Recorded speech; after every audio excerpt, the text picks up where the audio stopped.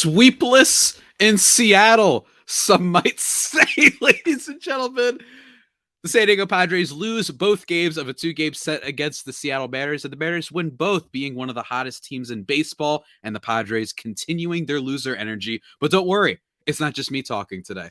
We got someone else, a happy side of things, dare I say, with Locked On Mariners. It's a crossover. Let's get into it. Ty, are you ready? I am very ready. Let's do it! Let's do it. Let's do it. You are Locked On Mariners, your daily Seattle Mariners podcast. Part of the Locked On Podcast Network, your team every day. Greetings, ladies and gentlemen, and welcome to another edition of not just the Locked On Padres podcast, but also the Locked On Mariners podcast. I am one of your hosts, Javier Reyes, sometimes, occasionally, but certainly not always the most.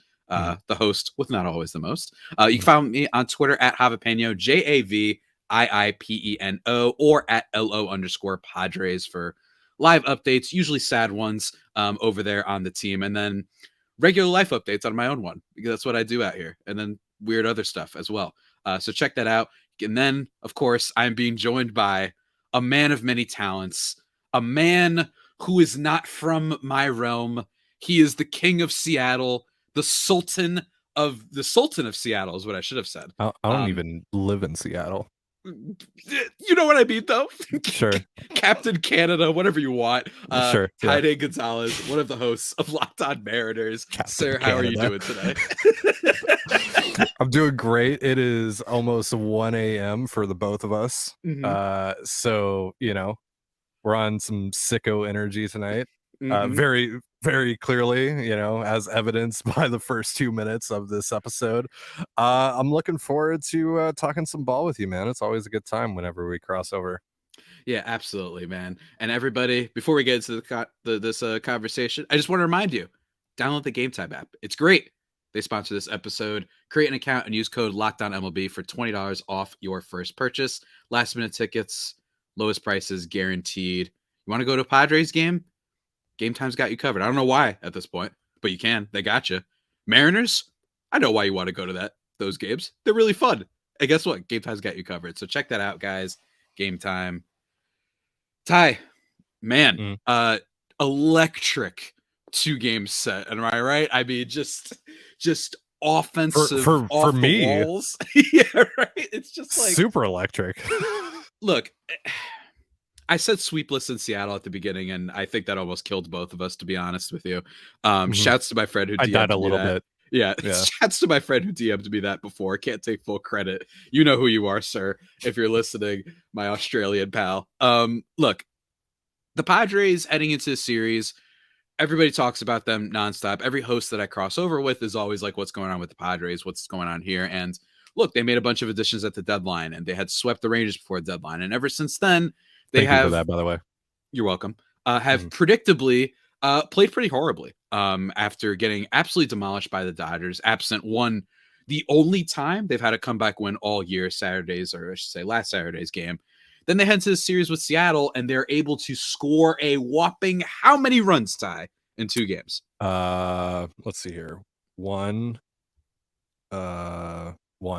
One run across 7 hits, ladies and gentlemen, from the studio that brought you a $250 million. You know how there's like all this discourse about why did these movies that cost $280 million to make look terrible? That's the San Diego Padres. This was the secret invasion of baseball series. That's what it was, folks. Everyone's like, why does it cost so much? Why do the effects look that bad at the end? What's going on here? That's the Padres season, ladies and gentlemen. This is an 8% on Rotten Tomatoes. It's 8% on Rotten Tomatoes. Look, there's a lot to talk about with this game, and both games, I should say. We're going to start with last night, just do recaps, and then we're going to talk about the teams kind of as a whole and kind of the general vibes that are, as Ty mentioned, pretty sicko for both of us, but positive on your end, negative on my end. Mariners end up winning last night's game 6-1. Padres have Yu Darvish starting. He actually has been pretty good. ERA below 2 last 2 starts. Unfortunately, the bullpen absolutely explodes. And one of the things that I've noticed about the Padres this year is the loser energy permeates throughout probably every orifice, every section, orifice was an awful word to use there, every section, every layer of the team. And in this case, last night, it was the bullpen. Steven Wilson, who has been pretty lights out all year and actually hasn't been that terrible in high leverage situations, he blows the lead. The game is actually tied heading into the 8th inning. And then he gives up to a home run to King Cal, a player who you've called as such, King Cal Raleigh, the catcher for the Mariners, who has hit a lot of big home runs, it feels like, for that team, especially last year. And then hits one in this one, absolute bomb. Then the Mariners break the game open. That's right. No, they don't stop there. Then they end up scoring a few more runs there as well. Padres bullpen has let Yu Darvish down. They've been letting a lot of starters down, especially Blake Snell, I think, is another one, although you didn't get to see him this series. And we have a little bit of an incident, which I want to talk about really quickly before we talk about. I don't think there's too much to talk about in both of these games in a lot of ways. I'll ask you your thoughts on Emerson Hancock, who made his debut. And if I had known it was his debut, young, unproven rookie, I would have taken the Mariners because the Padres can't hit against guys who just started. But I want to ask you really quickly because after Cal had hit the home run, Steven Wilson hit your boy Teoscar Hernandez in the helmet, actually. So yeah, really scary moment. And it was kind of this sounds really, really bad, but like the highlight, the exciting moment of the series. It's the only time really that I think that if you're a Padres fan, Javi. Yeah, if you're a Padres fan, that was kind of the only moment we were like, whoa, what happened here? Kind of. Or if you're part of the Luis Campusano hive, if you're part of that. But other than that, man, I mean, it was a freaky moment. Yeah, and real quick, just want to say I don't think that was intentional at all. I'm sure you agree. I get why the Mariners dugout was a little bit pissed about it, right? Because obviously, right after a home run too. Right after a home run, ball goes up into Teo's head. Thankfully it goes off the bill of his helmet. That's amazing that he's totally okay. And you could see pretty clearly right after Wilson threw the pitch that he was visibly upset, and Teo gave him a little gesture like, hey, we're cool, it's all good. But yeah, I get why Gino and Julio were a bit upset with that. That's just the nature of the heat of the moment and all that stuff. But I'm glad that nothing came of it, because the Mariners right now, they're playing their best ball. They can't really afford to have anyone get suspended or hurt in a brawl or any sort of altercation. So while I am team brawl, well, Colby and I are both team brawl over here on the Locked On Mariners podcast, I'm glad that nothing happened tonight. Yeah.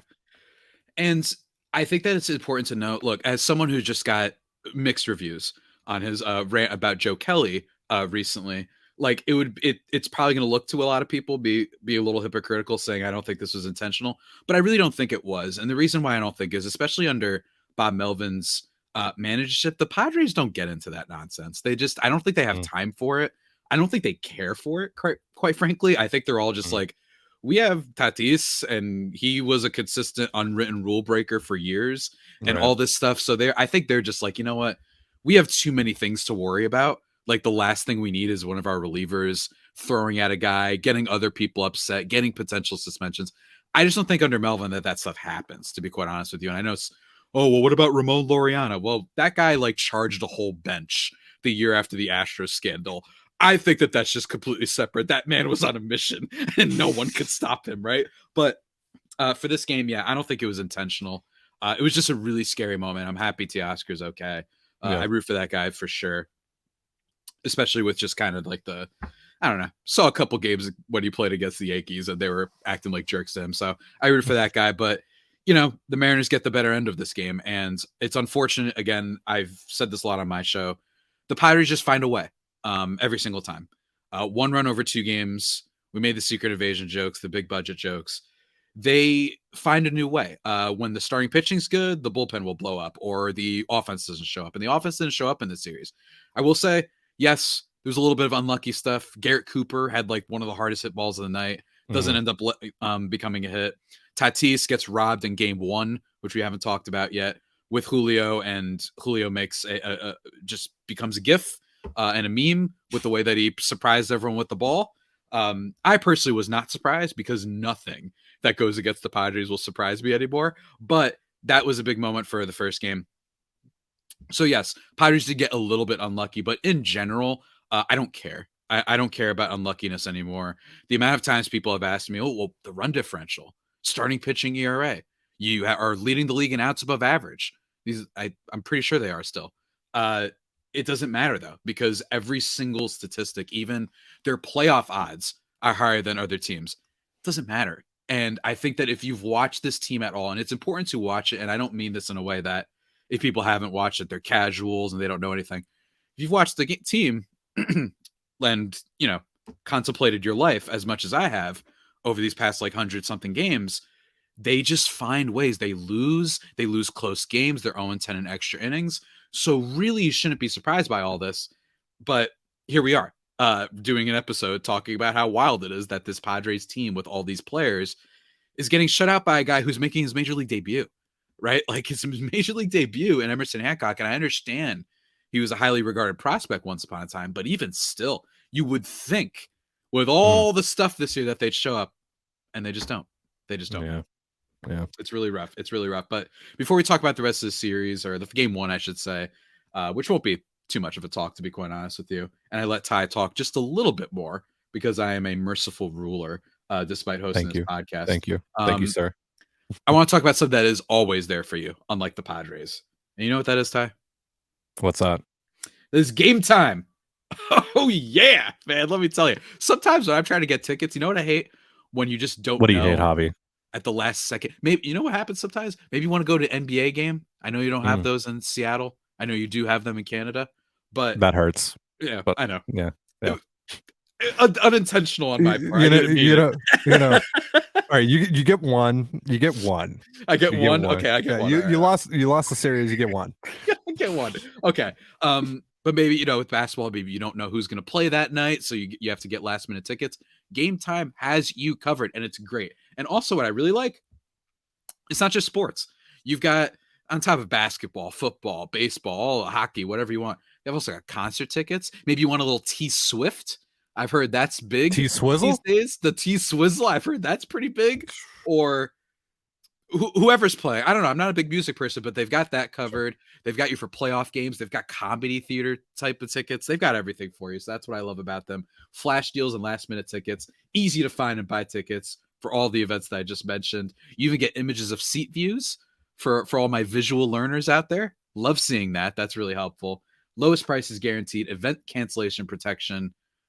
All sorts of stuff. They really got you covered, guys. So snag the tickets without the stress with Game Time. Download the app, create an account, and use code LOCKEDONMLB for $20 off your first purchase.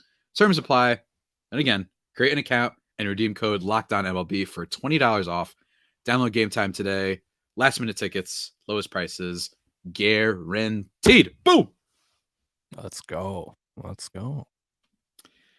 And we're back, everybody, here on the Locked On Padres and Locked On Mariners crossover extravaganza. Do me a favor, everybody. Go check us both out on the SiriusXM app. You just type it in and you'll find it. It's pretty easy. So shouts to that. And of course, thank you for making us your first listen every day. Free and available on all platforms, including the aforementioned Sirius. Ty, Hobby. Let's talk about game one real quick. Another game that I think showcased the Padres losing energy. This time, it wasn't through the bullpen necessarily, because it was actually a bullpen game. Game one on Tuesday. It was expected to be as such, especially with the absence of Joe Musgrove. And hilariously enough, they actually came through. Isn't that unbelievable? Starting with Nick Martinez, who's been just kind of the definition of an average reliever this year. High leverage situations. He's just he's a little mid, but I mean that genuinely in a fun way. He seems to care a lot. He's got the passion and whatnot. He goes 3 innings in this one, gives up 4 hits, only strikes out 1, walks 1, but no runs. He battled. It was really cool. It got scary a little bit early on, but he managed to go there pretty well. I think the changeup saved him a little bit. And then the rest of the game, Scott Barlow comes in. He gives up a run after looking really solid, unfortunately, in his debut for the Padres when he struck out 3 over 1 2/3. Just has given up 3 runs, then 5, then 1. So he's been a disaster as an acquisition, because why not? Ray Kerr comes in. He gives up a run. Suarez and Hader. Mariners legend, that's right. Suarez and Hader come in. They don't give up any runs. And that doesn't sound too bad, especially for a bullpen game. But the problem is, Ty, they managed a donut. That's right. And not the fun kind that you get to eat.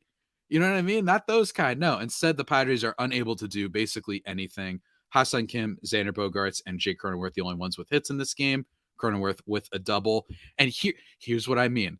Even when a bullpen game went your way, you can't score. And you get a 4 strikeout golden sombrero performance from the number one player, dare I say, in baseball that you do not expect to get that. I actually literally think that he's the number one that is least likely to get this, and that's Juan Soto. 4 strikeout game for him. Again, Padres find different ways to lose, man. What can I say? Yeah, I talked about this on our post-game show last night. You know, Soto in a 731 games before today was 732, has been running a career walk rate higher than his career strikeout rate. He had never worn the golden sombrero before in a game until last night. Like, it was pretty insane. And I'll, we got to give a lot of credit here to Logan Gilbert, who was brilliant last night. Quite possibly the best we've ever seen Gilbert in his young major league career. And on top of that, Matt Brash, Andres Munoz, former Padres, of course, Padres legends. Thank you, AJ Preller. Dominated. The fourth strikeout to Soto, the nasty backdoor slider from Munoz, who's been a little shaky as of late, but he looked great in that appearance last night. So hopefully that gets him on a little bit of a roll here. The Mariners pitching, look, I know as a Padres fan, it's very easy to just blame the offense, etc. And I totally get that, probably very valid. But also the Mariners pitching has been elite this year. Arguably the best pitching staff in all of baseball. And they attack you in a lot of different ways. And when they're cooking, it's unbeatable stuff. When you got Gilbert throwing the way that he was last night, on top of Brash and Munoz throwing 100 miles per hour and pairing that with wicked sliders too, like, not much you can do about that even when you have legit superstars in your lineup. Yeah, absolutely. And the Padres, it's, again, I don't mean this meanly, I almost don't care how good this opposing pitching is, just because this has been the story with them all year. And like you mentioned, the Mariners have been very good, but in terms of the overall course of the season, Padres starting pitching actually is second in baseball in terms of ERA. The Mariners are 7th. And I'm not saying, look, that's kind of like negligible, the difference. Their starters are excellent. I get it. It could go head to head either way. But it just shows you, like, the Padres are right there when it comes to the Mariners with starting pitching, especially with a healthy Musgrove. And it's just unfortunate. And Logan Gilbert, 12 Ks, only giving up 1 hit. No walks, no runs, of course. Just pretty obscene stuff from him. And it's just, don't get me wrong. Again, very good pitcher. Believe it or not, my Cy Young pick before the season started for the American League. I know. I don't hate it. Whatever. I don't hate it. I did pick Kirby. I was just like, I like Logan Gilbert. I quite literally put money on Kirby, by the by. Oh, really? Nice. Saw that. Yeah. Nice. I don't know why Logan. Maybe it's just an affinity for Wolverine on my part, but just, it is very Padres though for him to have one of his best starts of the year against them. Past couple games, 3 runs, 2 runs, 5 runs, 2, 1. He did really good against SF, but it's telling. But again, very good pitching. Don't get me wrong. But I don't know if you saw the stat. I don't know if you saw the stat last night, but Gilbert became the second Mariner pitcher since Felix's perfect game to throw 10 plus Ks, no walks, 1 hit or fewer in a game. Like, he was. Not bad, it's man. pretty Not good bad. company to find yourself in. But so I mean, he was very good last night. And Gilbert is at his best when he is throwing the kitchen sink at you, when he's got the slider working, when he's got the splitter working, which is a new thing for him this year. And it's been an actual weapon for him. And so, it was just kind of a perfect storm, Yeah, absolutely. And unfortunately, the Padres were on the other end of it. And you mentioned Munoz, you mentioned Matt Brash, and it's interesting that both of our teams have that infamous trade. And I will say that while I am cool with you, Colby, your co-host, who It's fine. I get it. Look, every time I talk about the Dodgers, I get random people who swear that it's not a rivalry jumping in my comments. I'm used to people being weird and mean occasionally. I try to smile. I try to be happy about it. But there was a day in which your co-host said that we'll give you Ty France, I believe, for Ha-Seong Kim. And it was one of the more insulting trade proposals, especially from someone that I do not follow on Twitter, who does not follow me on Twitter, and decided that he became an expert in how to build a championship team. Because, and I mean this with so much love, I like the Mariners. We've talked about how much I love the documentary from SB Nation on them. Yep. Shout out to John Boys. Made the playoffs for the first time in 20 years. A kid just doesn't know how to act. That's a Locked On MLB insider thing if you guys want it. So while I say Ty is the diva, might actually be Colby. But Diva Pat Node. Yeah, Diva Pat Node. All right, so this might be a weird cut. Not sure. I haven't tried editing yet, but I felt it was important to put this clip in, even though I don't know if there's a perfect spot to put it in, because Javi and I finished recording and I realized, oops, we didn't really talk about Emerson Hancock, and that feels like a disservice to you because that's probably one of the main reasons you clicked on this video. So Colby and I are going to go more in depth on Hancock's start on Friday's show. Sorry, you do have to wait a little bit on that, but we will go more in depth on that. So look forward to that. But I do want to offer up some quick thoughts, some quick notes on Hancock's major league debut. So first reaction, I was pretty impressed by Hancock, not necessarily in terms of the stuff, right? He pretty much came as advertised. Though, really liked what I saw from the two-seamer tonight. Some nice run on that pitch, especially the way that he was able to throw it in on the hands of righties, like in the Ha-Seong Kim strikeout. And as a result, he also was able to get some value out of his changeup, which is his best pitch. So that was really nice to see. But really why I was impressed with his start, I mean, first of all, 5 innings of one-run ball against a lineup like that. I mean, you'll take that any day of the week from a rookie making his major league debut, especially when you're trying to maintain a win streak. He gave you a chance to win, and the Mariners took advantage of that. So that's great. But his ability to keep his composure after giving up the first run in his first major league inning and then go 4 shutout innings from that point forward, especially the way that he was able to finish off his outing in that 5th inning. I was a little iffy on the decision from Scott Service to allow him to face the top of the Padres order for a 3rd time, but he stepped up and came through with a couple of big strikeouts in that 5th inning. That was awesome to see. So yeah, overall, thumbs up from me on Emerson Hancock in his major league debut. He's got to get the walks under control a little bit here. Maybe on another start, if he's pitching like this, he gets knocked around a bit more than he did tonight.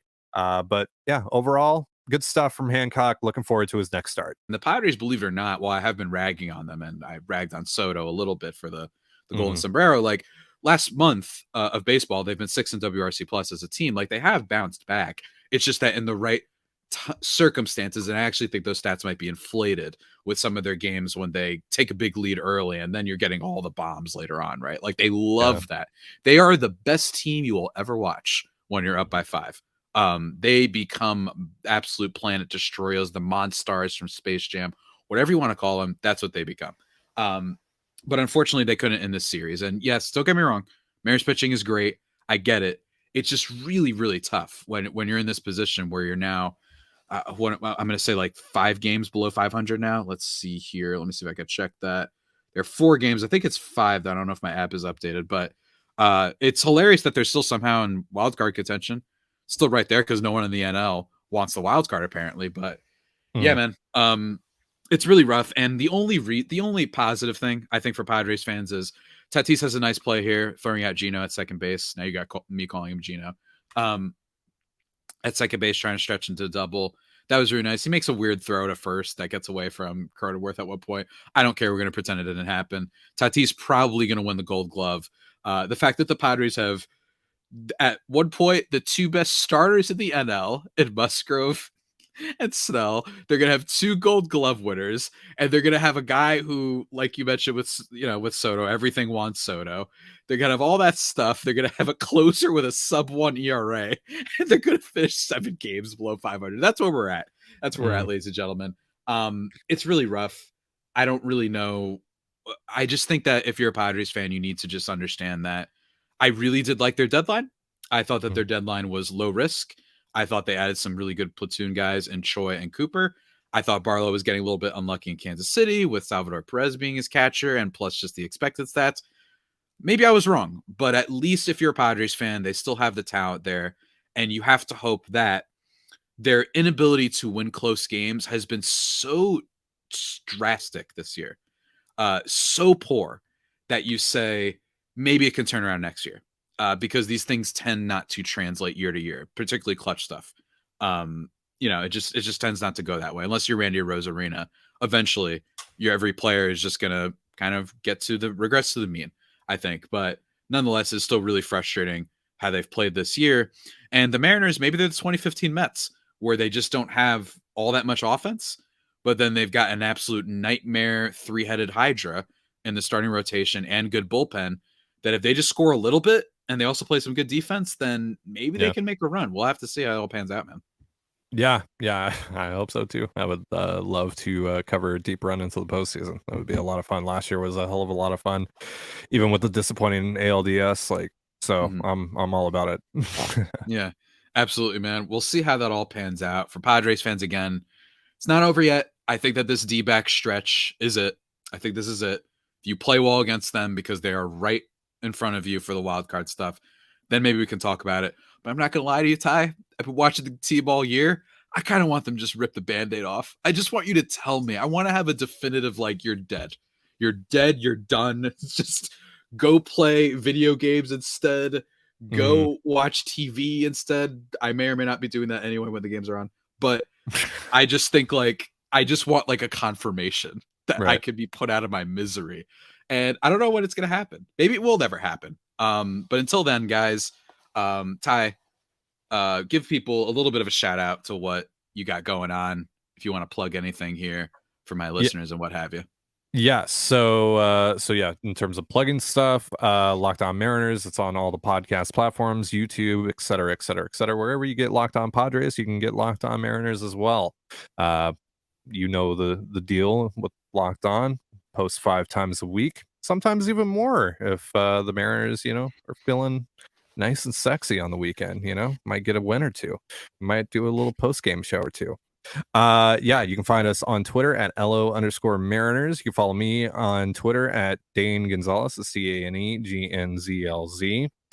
And this for our listeners over on Locked On Mariners that are watching, this is essentially going to be your Thursday show. Colby and I are going to be recording tomorrow, which is Thursday for me. Well, actually, technically, it's Thursday right now. It's 1:26 a.m. But we're going to be recording a little Emerson Hancock recap, Orioles series preview, and we're going to love up on Felix a little bit. It is Felix weekend at the ballpark. He's entering the Mariners Hall of Fame this weekend. So that's really cool. Yeah, so we're going to be doing that. That's going to get posted on Friday because Colby's. Oh! The mic cut off. The mic cut off, man. Be careful. This has happened now twice for us while we're recording this. It's okay though. I think he's going to be able to land the ship here. Is he ready? Is he back? Let's see. I don't know if he can, but let me tell you guys, go check out Locked On Mariners. It's a great podcast. I really enjoy it. Colby, obviously an enemy of mine. Everyone check that out. In terms of Padres, I've got a crossover with Miller Thomas. Oh, he's back. Okay. Whew. I'm back. All right. Okay. Yeah. I elbowed my audio interface and it clearly disconnected something. Colby's the enemy of a lot of people, including myself as well. So totally understand on that front. But like I was saying, Colby is going to Felix weekend. So he's not going to be here Friday to record. So that's why we're doing Friday's show tomorrow or today, whatever. Right. And again, this is going to be your Thursday show. So yeah. Awesome. Absolutely. Well done. Way to land the plane, man. And for everybody listening to me. Yeah, I was going to say, Javi, where can we find you? Everyone for me, follow me on Twitter and all that stuff that I mentioned before. Got a crossover with Miller Thomas. We're going to be previewing the D-back series. I was a lot more optimistic on that episode. I feel like I'm holding it together, though. I know I'm going to snap at one point. We talked about this before we recorded, and I know that I have some listeners, I think, that are waiting for when I finally snap. I don't think it's yet. I think it's the D-back series. We preview that. Going to be doing a preview probably for the Orioles next week as well. Probably just going to do a tribute to Ha-Sung Kim being the joy of my life and all sorts of stuff. And then go check out this week's episodes, my rant on Joe Kelly, my talk with Arm Layton about prospects, all sorts of good stuff. So check that out. But Ty, that brings us to the end. Part of the journey is the end, my friend. That's what they say. That's what they say. Everybody, you've been listening to the Locked On Padres and Locked On Mariners podcasts. Until next time, stay safe and, of course, stay faithful. Not just my Friday Faithful homies, but also my stoic Seattleans, maybe. Seattleites. Seattleites. All right. No. Until next time, take care. Peace.